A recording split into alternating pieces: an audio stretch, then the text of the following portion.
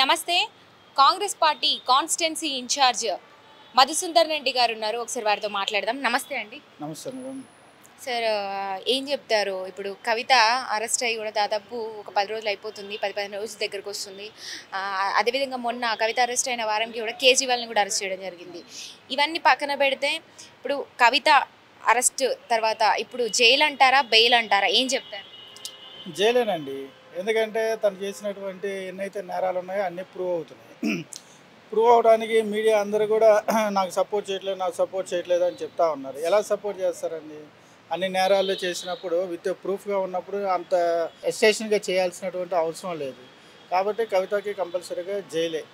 ఓ పక్కేమో బీఆర్ఎస్ నేతలు అంతా కూడా ఆగ్రహం వ్యక్తం చేస్తున్నారు కాంగ్రెస్ పార్టీ పైన. ఏంటంటే కాంగ్రెస్ పార్టీ అదేవిధంగా బీజేపీ పార్టీ కావాలని ఏకమై కుమ్మక్క ఇదంతా కూడా ఎన్నికల వేళ ఇదంతా కూడా కుట్ర పని చేశారంటున్నారు.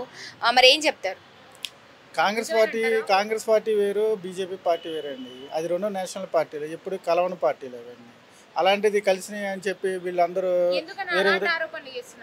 అలాంటి ఆరోపణలు చేస్తేనే కదా వారికి ఫేవరబుల్గా మాట్లాడేది.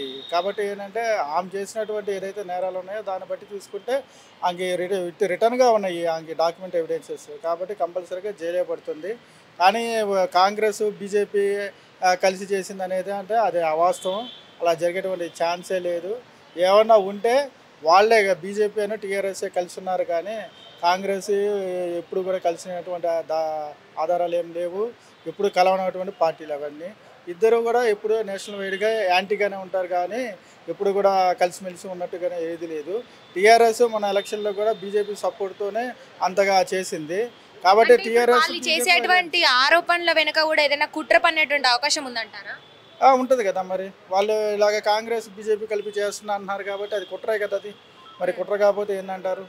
కాబట్టి ఏంటంటే వాళ్ళు టీఆర్ఎస్ బీజేపీ అలయన్స్తోనే మన ఎలక్షన్లో కూడా చేశారు.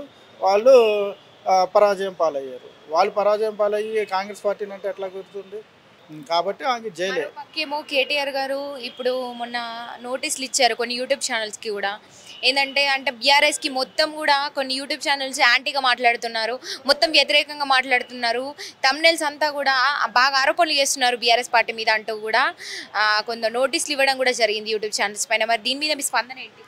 వాళ్ళకి ఫేవరబుల్గా ఉంటేనేమో నోటీసులు ఇవ్వరు, వాళ్ళకి అగెనెస్ట్గా ఉంటేనేమో నోటీసులు ఇస్తారు. ఇవన్నీ కావాలని చేసే తప్ప బీఆర్ఎస్ పార్టీ ఎలిగేషన్స్ కాంగ్రెస్ మీద అలాంటిది ఇవ్వాల్సినటువంటి అవసరం ఉంది.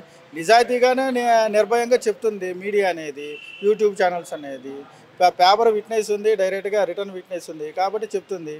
దానికి వాళ్ళు నోటీసులు ఇస్తున్నారంటే వాళ్ళ తప్పుండబట్టాక నోటీసులు ఇస్తుంది, లేదంటే నోటీసులు ఎందుకు ఇవ్వాల్సిన అవసరం ఉంది? నిజం ఉంటే నిర్భయంగా చెప్పాలి.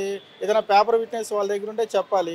కానీ ఏది లేకపోకుండా అవతల మీడియా వాళ్ళ మీద నిజాలు చెప్తుంటే ఇంత హరాస్మెంట్ అనేది కరెక్ట్ కాదు టీఆర్ఎస్ వాళ్ళకి. ఇప్పుడు అదేవిధంగా గతంలో మనం ఫోన్ ట్యాపింగ్ చూసుకుంటే కూడా ఎన్నో మలుపులు తీసుకుంది బీఆర్ఎస్ పార్టీ వాళ్ళు చేసినటువంటి ఫోన్ ట్యాపింగ్. మరి అప్పుడు మీరు కాంగ్రెస్ పార్టీ ప్రతిపక్షంలో ఉండే, మరి ఇప్పుడు బీఆర్ఎస్ ప్రతిపక్షంలో ఉంది. ఇప్పుడు అంటే కాంగ్రెస్ పార్టీ హయాంలో కూడా ఏదైనా అదే ఫోన్ ట్యాపింగ్ ఈసారి ఏమైనా మలుపు తీసుకునేటువంటి అవకాశం ఉందంటారా? ఏం లేదండి అలాంటిది. కాంగ్రెస్ పార్టీకి ఏం లేదు. కాంగ్రెస్ పార్టీ అసలు ఎప్పుడు అలాంటివి చేయదండి. కాంగ్రెస్ పార్టీ పుట్టి 125 సంవత్సరాలు అవుతుంది. 125 సంవత్సరాలు ట్యాపింగ్లు గీపింగ్లు అనేది ఎక్కడా చేయలేదు. కాంగ్రెస్ అధిష్టానంలో ఉన్నప్పుడు కూడా ఎవరికి కూడా ఎటువంటి ఫోన్ ట్యాపింగ్లు కానీ అట్లాంటివి ఏం చేయలేదు. ఈ రోజున మాకు టీఆర్ఎస్ పార్టీ అపోజిషన్లో ఉంది కాబట్టి ఎలిగేషన్ చేస్తుంది తప్ప దీంట్లో కాంగ్రెస్ వాళ్ళు చేసేది ఏముండదు. కాంగ్రెస్ పార్టీ పుట్టి 120 సంవత్సరాలు అవుతుంది. అప్పటికి కేసీఆర్ కూడా పుట్టలేదు ఇంకా. కానీ ఇలాంటి ఎలిగేషన్స్ అనేది చేయడానికి చాలా నిరాధారమైనటువంటి విషయం. కాబట్టి దీన్ని వ్యతిరేకిస్తున్నాం మేము.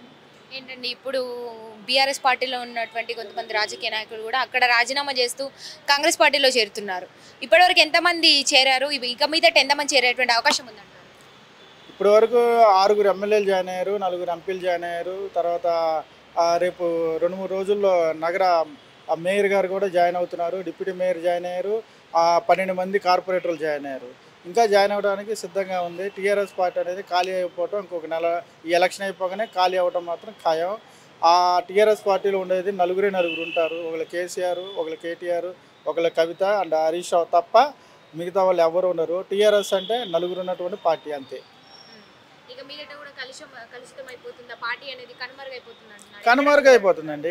నలుగురు ఉంటే పార్టీని ఎలాగా చేస్తారు? మళ్ళీ ఎప్పుడు ఇంకా వచ్చేటువంటి ఎన్నికల్లో కూడా ఇంకా బీఆర్ఎస్ పార్టీ అనేది ఇంకా బీఆర్ఎస్ ఎక్కడ ఉంటుందండి? నలుగురు ఉంటే నలుగురు ఓట్లు వేస్తే గెలిచిపోతారా? నియోజకవర్గం కానీ పంచాయతీ కానీ లేదంటే వార్డు మెంబర్ గెలవాలన్నా సరే మినిమం 1500 ఓట్లు రావాలి. కానీ వాళ్ళకి టీఆర్ఎస్కి ఉన్నది 4 ఓట్లే. 4 ఓట్లతో ఎవరు గెలుస్తారు? సో ఏంటంటే కనుమరుగు అవటం ఆల్రెడీ అయిపోయింది. ఇంకా ఎలక్షన్ అయిపోయిన తర్వాత అసలు అది కూడా ఉండదు. రైట్ అండి. ఇప్పుడు మరి రాబోయేటువంటి పార్లమెంట్ ఎన్నికల్లో ఎన్ని స్థానాలు గెలుచుకోబోతున్నారు? ఎంత ఆశిస్తున్నారు? 17 స్థానాలు గెలుస్తామండి. 100% ఇది పక్క. ప్రజలు కూడా కాంగ్రెస్ వైపునే ఉన్నారు. తర్వాత ఓటర్లు అందరూ కూడా కార్మికులు, కర్షకులు కానీ, తర్వాత ఉద్యోగస్తులు కానీ, తర్వాత ఓటర్లు కానీ, పేదలు, బడుగు వర్గాలు అన్నీ కూడా, మైనార్టీలు కానీ అన్ని వర్గాలు కూడా కాంగ్రెస్కి ఫేవరబుల్గా ఉన్నాయి. కాబట్టి 17 నియోజకవర్గాల్లో పార్లమెంటు 17కి 17 కాంగ్రెసే గెలుస్తుంది. రైట్ అండి. అదేవిధంగా ఇప్పుడు మీరు కాంగ్రెస్ పార్టీ అధికారంలోకి వచ్చి కూడా 100 రోజులు పూర్తి చేసుకుంది. ఈ సందర్భంగా మీ ప్రతిపక్షాలకి ఏం చెప్పదలుచుకున్నారు? అదేవిధంగా మీకు ఎట్లా అనిపిస్తుంది? మరి సెలబ్రేషన్ కూడా చేసుకోబోతున్నారుగా? ఆల్రెడీ సెలబ్రేషన్ డిక్లేర్ చేశారు ఆనరబుల్ సీఎం రేవంత్ రెడ్డి గారు. త్వరలో అది కూడా ఫంక్షన్ కూడా స్టార్ట్ అవుతుంది. 100 రోజుల్లో ఏదైతే హామీలు ఇచ్చారో 6 పథకాలు అనేది ఇప్పటికి ఇచ్చేసింది కూడా. 6 పథకాలు ఏది పెండింగ్ లేదు. టీఆర్ఎస్ ఎన్నో పథకాలు చెప్పింది కానీ ఒక్క పథకం కూడా ఇవ్వలేదు. స్టూడెంట్స్కి కానీ, ఎంప్లాయ్మెంట్కి కానీ, రైతులకు కానీ ఎన్నెన్నో కబుర్లు చెప్పారు కానీ ఆ కబుర్లు కానీ ఉండిపోయినాయి. కానీ కాంగ్రెస్ పార్టీ వచ్చిన 100 రోజుల్లోనే ఏదైతే 6 వాగ్దానాలు చేసిందో 6కి 6 అప్పుడే 100 రోజుల్లోనే పూర్తి చేయడం జరిగింది. ఇంకా ముందు కూడా మేనిఫెస్టోలో ఏదైతే ఇచ్చారో దానికన్నా డబుల్ బెనిఫిట్గా పబ్లిక్కి ఇస్తారు. ఓటర్లు అనేది పబ్లిక్కి ఇస్తారు. పబ్లిక్ ఎటువంటిది ఏదైతే కావాలో, ప్రాబ్లంలో ఉన్నారో, ఏ సమస్యతో అయితే ఉన్నారో ఆ సమస్యను అనేది తీర్చి మన రేవంత్ రెడ్డి అన్న 17కి 17 నియోజకవర్గాలు, పార్లమెంట్ నియోజకవర్గాలు 100% గెలుస్తుంది. ఇప్పుడు మీరు అంటున్నారు 6 గ్యారెంటీలు కూడా పూర్తి చేశామని చెప్పేసి. మీరు 6 గ్యారెంటీలు పూర్తి చేశానని చెప్తున్నారు. ఒక పక్క మీ ప్రతిపక్షాలేమో డిఎస్సి నోటిఫికేషన్లు కూడా మీరు 1000కి 1000% కూడా భర్తీ చేయలేకపోయారు అంటున్నారు. అదేవిధంగా ఇప్పుడు రైతు బంధు కావచ్చు, రుణమాఫీ గురించి కావచ్చు, ఎక్కడనే పెండింగ్లో పెట్టి అన్నీ చేశామని చెప్తున్నారు, అన్ని హామీలు తీర్చామని చెప్తున్నారు అంటూ కూడా కొంత ఆరోపణ అయితే వస్తుంది మీ ప్రతిపక్షం నుంచి. ఏం చెప్తారు మరి? 100 రోజుల్లో 6 హామీలు ఇచ్చారు, 6 పూర్తి చేయడం జరిగింది.